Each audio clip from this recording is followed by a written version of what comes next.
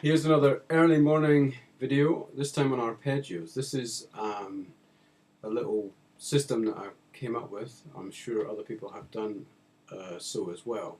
But it's the idea of modular arpeggios that are small shapes but they're complete chords within themselves.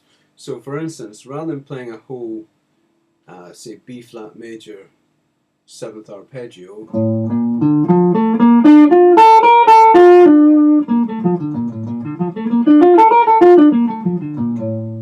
over all 6 strings, which involves a lot of sometimes there's only one note on one string, sometimes there's 2, all that kind of thing. So there's a lot of technical bits and bobs going on there. So the idea is to narrow that down to just the 4 notes of the arpeggio. So you get a shape like this. So you've got the 7th, the root, the 3rd and the 5th. So the arpeggio is complete, and the beauty of a shape like that is that you can move that in different octaves but keep the same shape.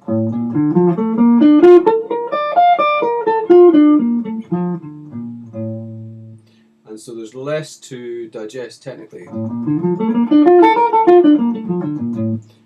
Obviously I would suggest doing both ultimately, but this is quite a neat way of getting these arpeggios into succinct little shapes.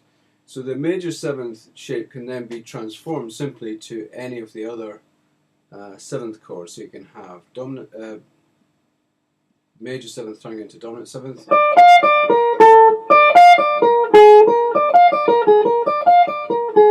by flattening the 7th, flatten the 3rd, get minor 7th, flatten the 5th, get minor 7 flat 5, and then you can turn that into a diminished 7th by diminishing the 7th. Start the whole thing again, but down the tone.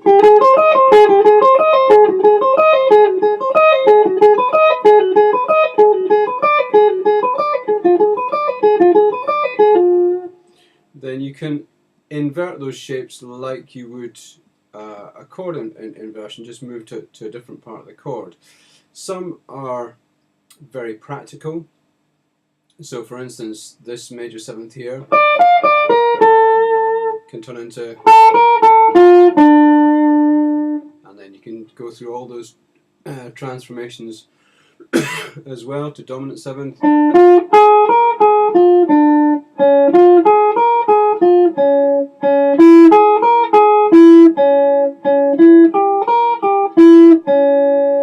etc. Some are less practical, but you'd be amazed what you can find. So for instance, major 7th could also be in the middle of those 2 shapes. Dominant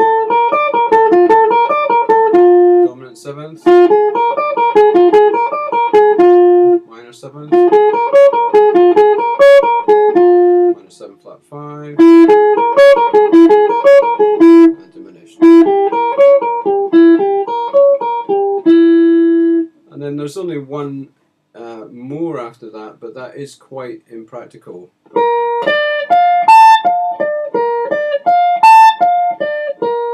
So the whole idea of it being a practical shape stops at that point. But if you transform it, some of the other ones become more practical.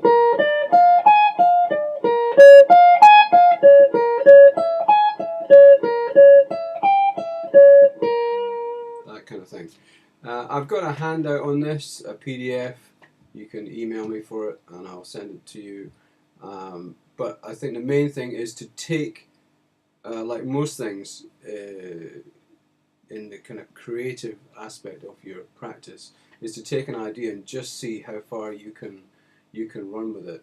And of course the thing about these is that a major 7th arpeggio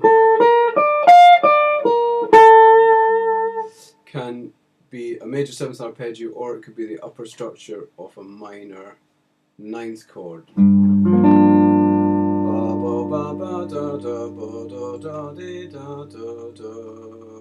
That kind of thing. And then if you start looking at the implications of that kind of relationship, then you can get an awful lot of mileage out of these little shapes. Okay, that's it for now.